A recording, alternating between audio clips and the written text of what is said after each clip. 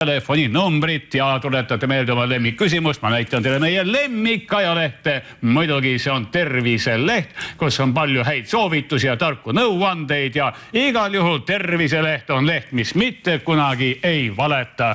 Ja iga kord pärast meie saadet trükib ka ära väikse nupukese saate parimatest küsimustest ja vastustest. Ja kui te ei saanud meie telefoninumbrit kätte, siis muudkui aga helistage, kirjutage, meilige, joonistage Terviselehte ja ma saan kõik teie küsimused kätte.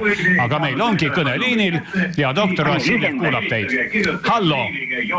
Aga rääkige palun minuga telefonis ja kuulake mind telefonist. Ja keerake oma koduse televiisori heli vaiksemaks. Hallo! Ma kuulen teid. Rääkige. Räägin. Nii.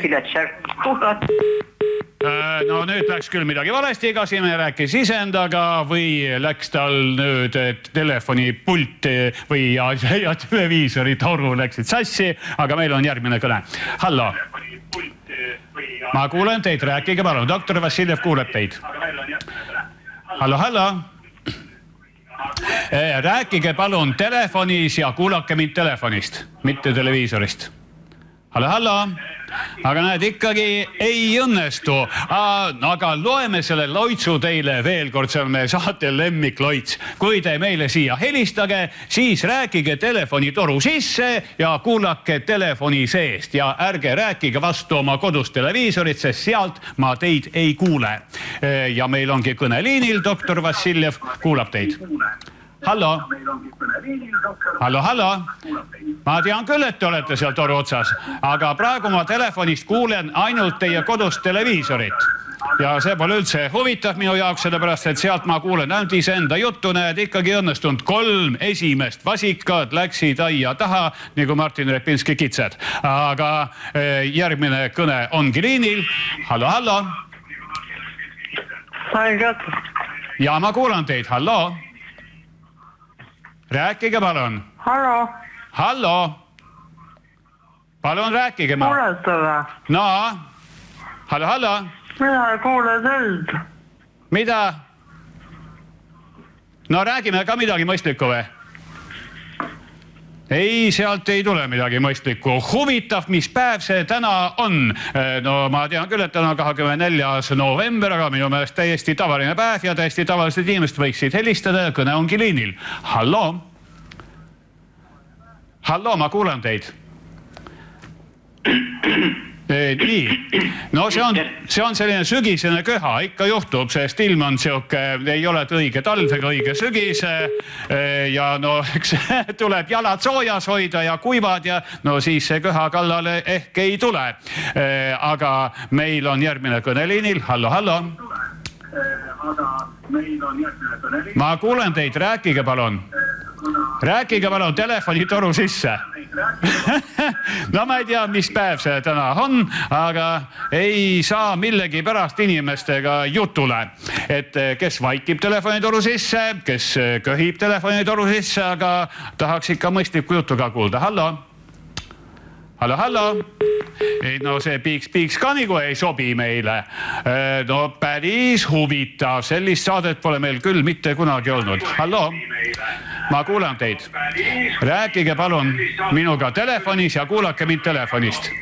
Ja keerake oma kodune televiisor vaiksemaks. Ja see ongi siis huvitaval kombel. Terve meie saate teema ongi sellest, et rääkige minuga telefonis. Hallo. Kõnesid on küll, tulevad sisse üksteise järel. Hallo.